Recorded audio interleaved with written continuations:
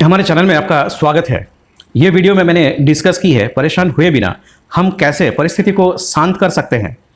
जब हम किसी बहस या कठिन चर्चा में फंस जाते हैं तो स्वाभाविक रूप से लड़ाई या भागने की मानसिकता में आ जाना आम बात है। हमारे शरीर लड़ाई के लिए तैयार हो जाता है, जैसे कि हम वास्तविक खतरे का सामना कर रहे हो। ये सहानुभूति नर्वस सिस्टम के सक्रिय होने के कारण होता है। ये प्रतिक्रिया पूरी तरह से स्वाभाविक है, लेकिन हमारे शरीर और दिमाग वास्तविक खतरे जैसे कि पीछा करता हुआ जंगली भालू और सामान्य खतरे के बीच अंतर नहीं कर पाते।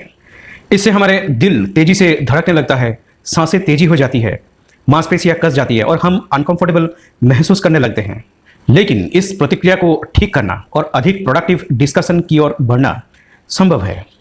जब हम परेशानी में होते हैं तो सीधे सोचना और प्रॉब्लम्स का सॉल्यूशंस निकालना कठिन हो जाता है।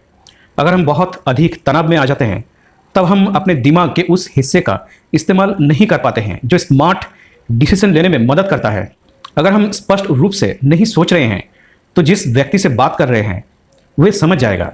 वे देख सकते हैं कि हम लाल हो रहे हैं या तेजी से बोल रहे हैं और हमारा तनाव उन्हें भी तनाव में डाल सकता है।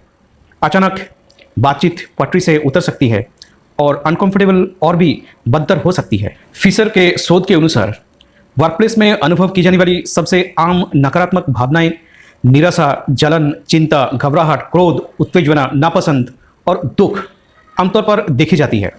निराशा अक्सर तब होती है जब हमें लगता है कि हम प्रोग्रेस नहीं कर रहे हैं या किसी तरह से आगे बढ़ने में असमर्थ हो रहे हैं। ऐसा इसलिए हो सकता है कि अगर एक सहकर्मी हमारे पसंदीदा प्लानिंग में बाधा डाल रहा है, अगर एक मैनेजर मीटिंग में तुरंत पहुंचने के लिए इनकार कर देता है, अगर बॉस लंबे समय तक हमसे कोई बातचीत ना करे। कारण कोई भी हो, निराशा की भावनाओं को तेजी से सॉल्व करना इंपॉर्टेंट है, क्योंकि वे क्रोध जैसी अधिक तीव्र भावनाओं को बढ़ा सकते हैं। मानसिक रूप से रुकना और स्थिति का आंकलन करना एक अच्छा रणनीति है। सवाल है कि हम निराशा क्यों महसूस कर रहे हैं। इसे बारीकियों के साथ लिखना चाहिए। फिर अपनी वर्तमान परिस्थिति के एक सकारात्मक पहलू की पहचान करनी चाहिए। नौकरी चले जाने का डर और चिंता को अपने ऊपर हावी कभी भी नहीं होने देना चाहिए। ऑफिस प्रॉब्लम्स को लेकर ज़्यादा चिंता मानसिक स्वास्थ्य को नुकसान पहुंचा सकती है। इससे प्रोडक्टिविटी कम होती है। नकारात्मक वातावरण से बचना चाहिए। यदि आपके सहकर्मी लगातार डर फैलाने पर चर्चा कर रहे हैं तो इस तरह की बातचीत से दूर रहना बेटर है। चिंता करना एक साइकिल बन सकता है जो केवल अधिक चिंता की ओर ले जाता है।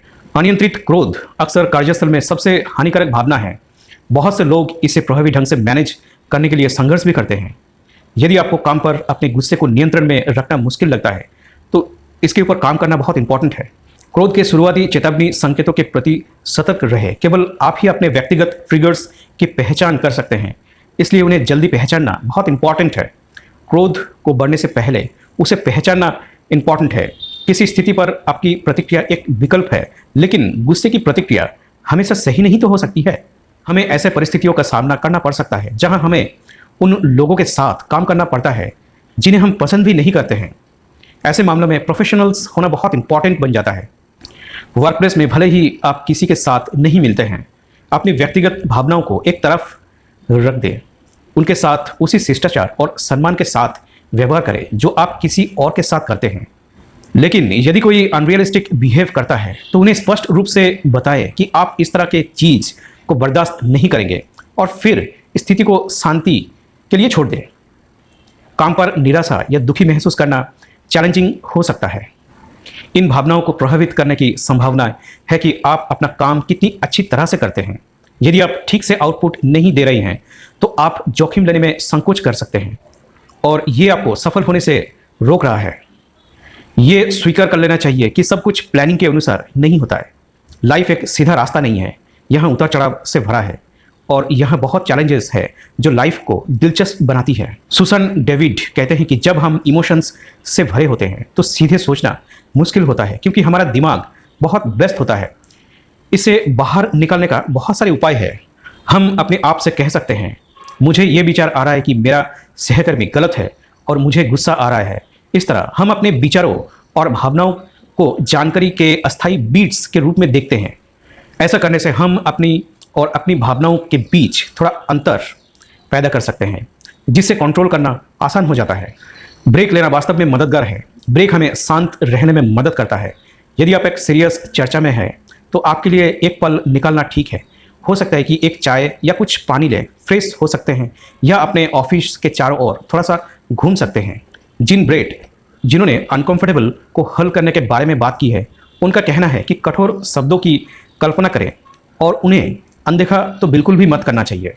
यदि आप सामने वाले व्यक्ति की परेशान शब्दों पर क्रोध के साथ प्रतिक्रिया नहीं करते हैं तो वे थोड़ी देर बाद शांत हो जाता है। ये पॉजिटिव साइकोलॉजी है। वीडियो वॉच करने के लिए थैंक्स। प्लीज़ इसे लाइक करें, अपने दोस्तों और परिवार के साथ शेयर करें और चैनल को सब्सक्राइब जरूर करें।